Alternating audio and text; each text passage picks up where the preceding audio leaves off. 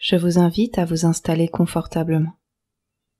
Je ne sais pas si vous allez décider de fermer les yeux, maintenant, prochainement ou à un autre moment de cette séance. Après tout, peu importe. L'hypnose n'a pas toujours de lien avec ce que l'on voit, comme si les choses étaient plutôt une question de voix entendue ou écoutée, à moins que ce soit un peu celle qu'on décide de suivre, comme un chemin à emprunter.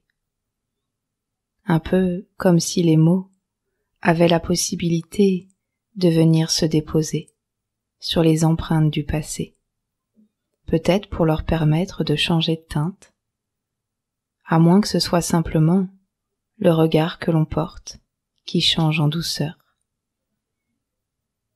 Et je ne sais pas justement si la juste place des histoires a un lien avec la transformation positive qui peut se mettre en place, sans que l'on ait rien d'autre à faire que d'espérer activement voir les changements qui nous font du bien, s'installer durablement.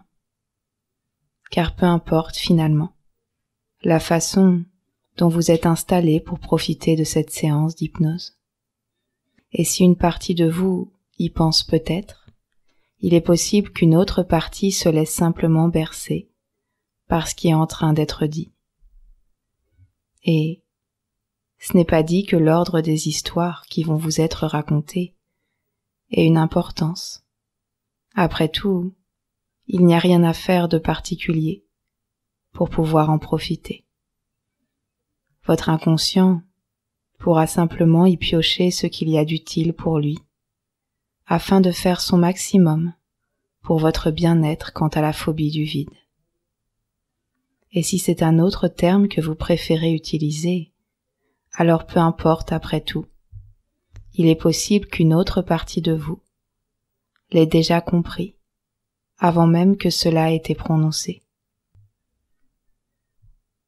Alors je ne sais pas si les mains, les pieds sont en train de s'engourdir agréablement, si les paupières se mettent en douceur à papillonner, ou si une partie de vous se demande si elle ressent cela ou autre chose.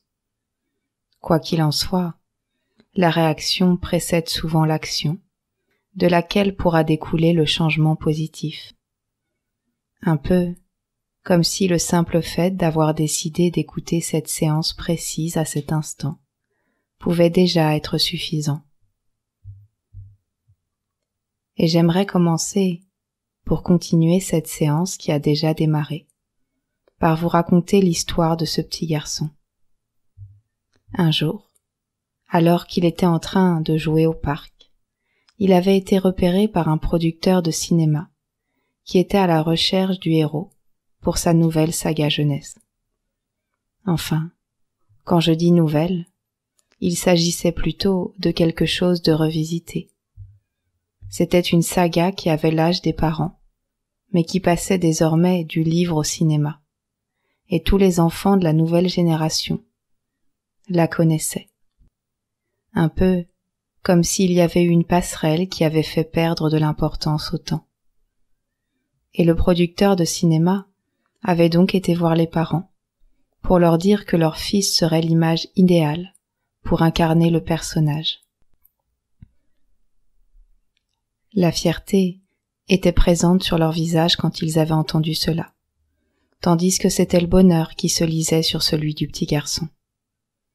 Il n'avait jamais pris de cours de théâtre, jamais envisagé de jouer dans un film, et pourtant aujourd'hui, c'était à lui que ça arrivait. Il imaginait déjà toutes les questions que ses copains allaient lui poser, tous les secrets des coulisses qu'il allait pouvoir partager avec eux. Ses parents avaient pris le temps de réfléchir, d'écouter la partie d'eux qui leur disait de saisir cette belle opportunité, et l'autre qui leur disait de sécuriser l'avenir de leur fils, en se concentrant sur sa scolarité. Mais, comme le petit garçon semblait en avoir réellement envie, ils avaient décidé une nouvelle fois de faire confiance à la vie. Autour d'eux, les réactions avaient été variées. Il y avait eu de la surprise, de l'admiration, de l'excitation, mais aussi de l'inquiétude face à l'avenir. Et si ce bonheur ne durait qu'un temps? Comment allait se sentir le petit garçon après tout ça? Mais ses parents avaient bien conscience de tout ça. En effet, ils ne pouvaient pas prévoir les choses. Est-ce qu'il y aurait un film? Plusieurs? Impossible de prédire. Par contre, quoi qu'il arrive, des souvenirs, il en aurait par milliers. Même si cette aventure, elle venait à se terminer, il aura toutes les belles choses qu'il a vécues en mémoire. Et il pourra même continuer à regarder les films dans lesquels il aura joué. Et d'une certaine façon, eh bien cette histoire, elle aura une continuité. Oui, aucun d'eux ne pouvait savoir comment les choses allaient se passer, mais ils étaient persuadés que ce qui comptait, c'était de vivre les choses, plutôt que d'imaginer ce qu'elles auraient pu être, et que la fin d'une belle expérience pouvait en cacher une nouvelle. Et c'est ainsi que le petit garçon avait vécu ce rêve qui à la base n'était pas le sien.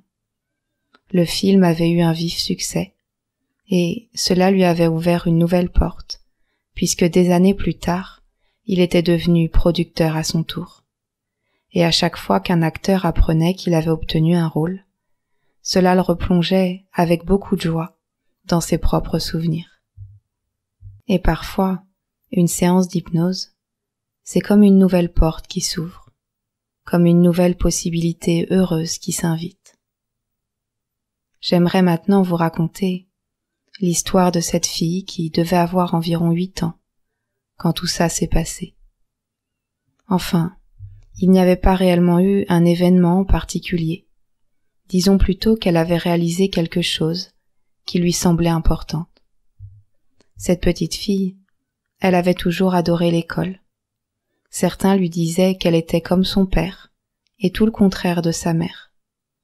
Mais elle savait bien que tout ne tenait pas à ça. Parce que sa copine, Marie, elle avait 2 parents qui n'aimaient pas l'école, alors que elle s'y plaisait.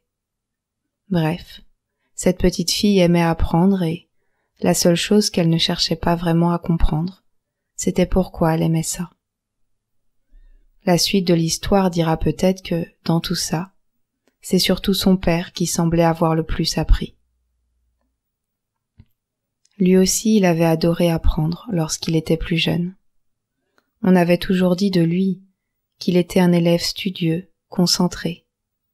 Et un jour, alors qu'il était en train d'observer sa fille, il avait réalisé quelque chose. Sans s'en rendre compte, elle était en train de faire du calcul mental en jouant au molki, d'apprendre des faits historiques à travers un jeu vidéo, et d'apprendre la géographie quand elle partait à l'étranger avec ses grands-parents. La petite fille aimait apprendre, mais elle le faisait aussi bien en ayant la tête dans ses livres que les pieds dans la réalité. Lui à qui on avait si souvent répété que la vie n'était pas un jeu. Ça lui faisait beaucoup de bien de réaliser tout ça. Comme si à l'intérieur de lui, 2 parties se réconciliaient. Quand je m'amuse, une partie de moi peut veiller à ce que j'apprenne, et quand j'apprends, une partie de moi peut veiller à ce que le plaisir soit quand même présent. Et à cet instant donné, c'est comme si l'enfant qu'il avait été avait compris et se sentait compris à son tour pour pouvoir libérer l'adulte qu'il était à présent. Et parfois, eh bien, une histoire, un mot ou une pensée agissent comme une libération, et il est possible que celle-ci soit en lien avec la phobie du vide. Et j'aimerais pouvoir continuer en vous racontant une autre histoire. Cette année-là, un groupe de jeunes n'avait pas pu partir en vacances. Alors, loin de se laisser abattre, ils avaient cherché toutes les activités qu'ils pouvaient faire pour s'occuper. Un jour, l'un d'eux avait pris une carte de la ville, avait fermé les yeux et avait laissé son doigt s'y poser au hasard. Le point d'arrivée était trouvé. Ils allaient devoir s'y rendre par le moyen de leur choix. Le premier avait donc mis à contribution son endurance. Il faut dire qu'il s'entraînait toute l'année, et il était donc parti en courant. Le deuxième, qui connaissait la ville par cœur, avait rapidement trouvé quelle combinaison l'y emmènerait, en transport en commun. Le troisième, en souvenir de ses nombreux voyages, avait fait du stop pour s'y faire déposer. Et je ne sais plus vraiment lequel des trois était arrivé en premier. Ce que je sais, c'est que lorsqu'on m'a raconté cette histoire, c'est comme si chacun d'eux avait gagné. On avait salué la performance physique du premier, les capacités d'analyse et d'organisation du deuxième, et la foi dans le pouvoir de l'entraide du troisième. Chacun avait été puisé en lui les ressources nécessaires pour remporter le défi. Au final, ces jeunes avaient passé un très bon été, redoublant d'imagination pour transformer en positif ce que d'autres auraient pu appeler les aléas de la vie. Et je vous invite maintenant à imaginer, avec les sens que vous voulez, que face à vous, il y a plusieurs portes. Sur la première porte, il y a écrit « Phobie du vide ». Vous refermez cette porte, c'est vous qui avez les clés. Sur la deuxième porte, il est noté « Libéré de la phobie du vide ». Alors vous pouvez ouvrir cette porte, vous y avez accès désormais. Il y a également d'autres portes que vous pouvez ouvrir. À vous de choisir le nom positif que vous souhaitez leur donner. Cela peut être confiance, bonheur. Vous pouvez laisser ouvertes autant de portes positives que vous souhaitez. Les portes positives, elles sont liées entre elles. Vous pouvez entrer par une porte pour en rejoindre une autre. Vous avez accès à tout le positif. Vous savez que vous avez la clé concernant la porte de la phobie, mais vous savez également que désormais, vous avez le droit de la garder fermée. À partir de maintenant, votre inconscient fait tous les réglages nécessaires à votre bonheur par rapport à la phobie du vide. Imaginez-vous, d'ici quelque temps, heureux, heureuse, de constater que cette séance vous a fait beaucoup de bien. Dans quelques instants, cette séance va se terminer. Toutes les parties de vous vont pouvoir se rassembler. Votre inconscient va pouvoir continuer à agir pour votre bonheur, votre bien-être, dans les jours et les nuits qui vont suivre cette séance. Et quand vous le voudrez, à votre rythme, vous pourrez simplement revenir ici et maintenant, au moment présent, et rouvrir les yeux, si vous les aviez fermés.